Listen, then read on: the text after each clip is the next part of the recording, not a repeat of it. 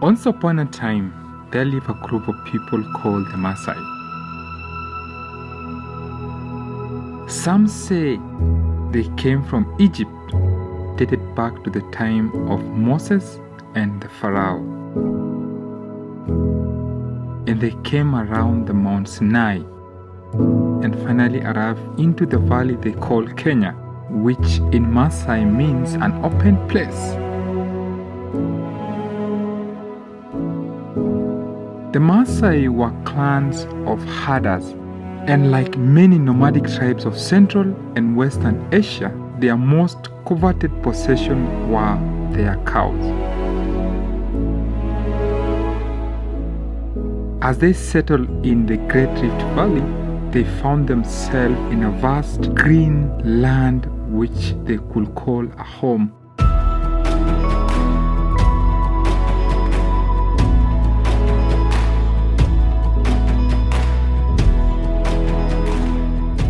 Their lives were simple.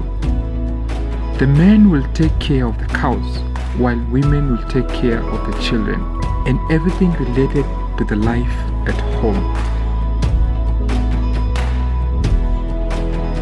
The families will trade cows for other things like maize, textile, and beads. The beads were always an important part of one's life. Every woman in every household will learn beadwork from their mother, and with these incredible things were created: necklaces, earrings, headpieces.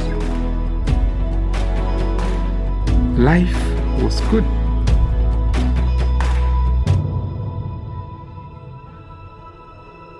And then it happened.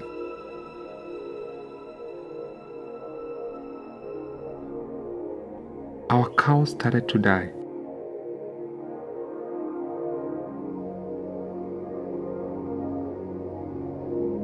The land had gone dry and eroded. The climate had changed. To make things worse, the government had taken much of the grazing lands, each time for a new excuse. And we shared.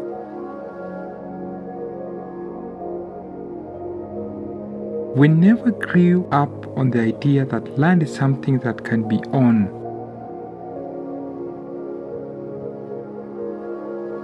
To us, land was communal for everyone.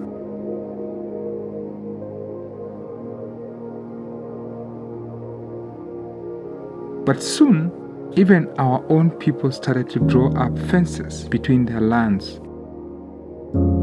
It was now about me and my family instead of us and our community. Each family was left with very little space to survive with the cows.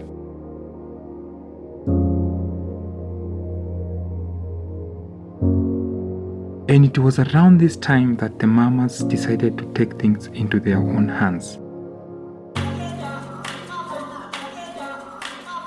After all, they were always the backbone of this community. Slowly but surely, they began to buy and sell goods brought from the town.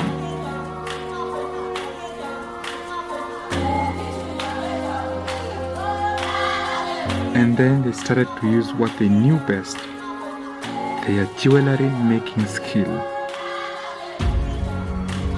Every woman in every household was in truth an artisan, and now the whole family depended on it. So it followed, an incredible creation started to mark every village.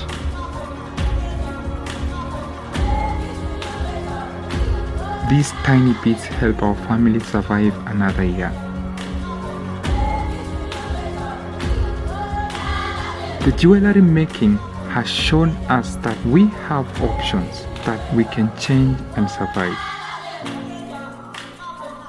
But the truth is that we cannot go on like this. We have to find an alternative solution quickly.